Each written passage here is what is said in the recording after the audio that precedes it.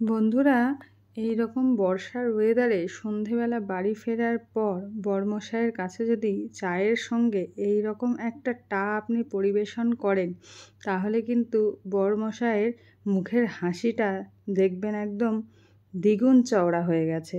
আর ঘরোয়া কিছু জিনিসপত্র থাকলেই কিন্তু খুব চটজলদি আপনি এটা বানিয়ে নিতে পারবেন। এটার জন্য আলাদা করে কিন্তু আর আপনাকে অনেকক্ষণ ধরে কোনো প্রিপারেশন নিয়েও রাখতে হবে না। খুব তাড়াতাড়ি একদম যেই বলবে যে আমি বাড়ি ফিরছি, আপনারা কিন্তু তখনই শুরু করে দিতে পারেন রেসিপিটা। কিচ্ছু না, প্রথমে করতে হবে পেঁয়াজ কুচি। দেখতেই পাচ্ছেন যে এখানে আমি 3-4টে পেঁয়াজ নিয়ে খুব ভালো করে মিহি মিহিভাবে এটাকে কুচিয়ে নেওয়া হচ্ছে। তো এইভাবেই কুচোবেন।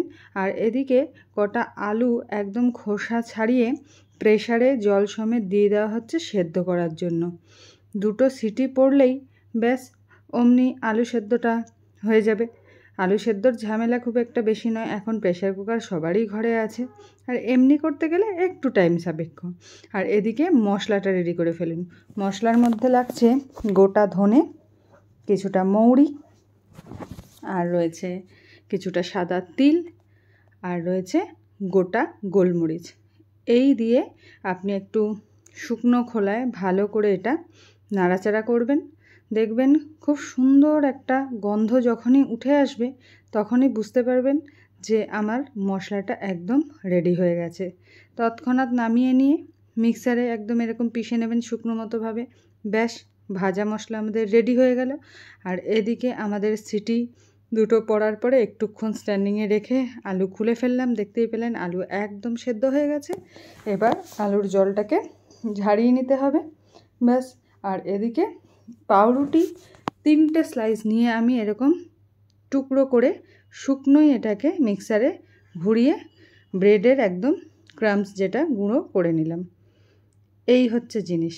এরপরে শুধু মেশাবার পালা। আলুটাকে করে নিচ্ছি ম্যাশ, ভালো করে ম্যাশার দিয়ে, কারণ গরম আলু তো হাত দেওয়া গেল না। আর তার সাথে মিশিয়ে দিচ্ছে এই পাউরুটির গুঁড়ো, যেটা এক্ষুনি আমি গুঁড়ো করলাম। আর সাথে পেঁয়াজ কুচি, কাঁচা লঙ্কা কুচি। কাঁচা লঙ্কা কুচিগুলো মুখে পড়লে খুব ভালো লাগবে, সেই জন্য বড়রা খেলে একটু বেশি কাঁচা লঙ্কা দেবেন, কোনো অসুবিধা নেই। এরপরে যে ভাজা মশলাটা রেডি করেছিলাম, সেই ভাজা মশলাটা দিয়ে দিলাম।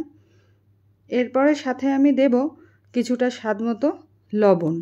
এটা বুঝে দেবেন যে কতটা পরিমাণে বানাচ্ছেন। আর অল্প হলুদ গুঁড়ো। আর তার সাথে দিয়ে দিচ্ছি আমি 2টো ডিম। ব্যাস, এই হচ্ছে ইনগ্রিডিয়েন্টস। আর যে জিনিসগুলো আছে সেটাও আমাদের ঘরেই থাকে। একবার এটাকে ভালো করে একটুখানি নাড়িয়ে নিচ্ছি সব কিছু দিয়ে, তারপরে এটাকে হাতের সাথে মাখবো। আর বাইন্ডিংয়ের জন্য আমি দিয়ে দিচ্ছি শেষে ঘরেই থাকা জিনিস ছাতু আর সুজি। অল্প অল্প দেখতেই পেলেন 2 চামচ 2 চামচ ছাতু আর সুজি দিয়ে এবার হাতের সাহায্যে খুব ভালো করে এটাকে মেখে নিলাম। ব্যাস, এদিকে কড়া বসিয়ে দিলাম, গ্যাসও জ্বালিয়ে দেওয়া হয়েছে, আর দিয়ে দিলাম কড়ায় তেল। এরপরে শ্যালো ফ্রাই করলে এইরকম আমার মতো চ্যাপ্টা চ্যাপ্টা করে দিয়ে এপিঠ ওপিঠ ভালো করে একটু শ্যালো ফ্রাই করে নেবেন। আর যদি একদম ডিপ ফ্রাই করতে চান, তাহলে গোল গোল বলের মতো করেও ডিপ ফ্রাই করতে পারেন। স্বাদ দুটোতেই একই রকমের হবে, খুবই চমৎকার হবে। ব্যাস, এরপরে ভালো করে একটুখানি লো টু মিডিয়াম আঁচ করে ভাজবেন, তাহলে ভিতরটা ভালো করে একদম ভাজা হয়ে যাবে। আর সার্ভ করে নিন নিজের পছন্দের ডিপের সাথে। আমি তো টমেটো কেচাপ দিয়েই সার্ভ করেছি, তাতেই তো বর বাবাজি খেয়ে একদম ভীষণ তারিফ করেছে। তো বুঝতেই পাচ্ছেন কি চটজলদি উপায়ে এই সন্ধেবেলার এই স্ন্যাক্সটা তৈরি হয়ে যেতে পারে। আর বাইরের সবসময় তো চপ টপ খাওয়া তো ভালো না, তাই বাড়িতেই মাঝে মধ্যে এই ধরনের জিনিসগুলো বানিয়ে থাকি। তা আজকের সন্ধ্যার জিনিসটা একদম চটপট বানিয়ে আপনাদের সঙ্গে শেয়ার করে ফেললাম। তো কেমন লাগলো জানাবেন। দেখা হবে নতুন ভিডিওতে, ততক্ষণের জন্য ধন্যবাদ।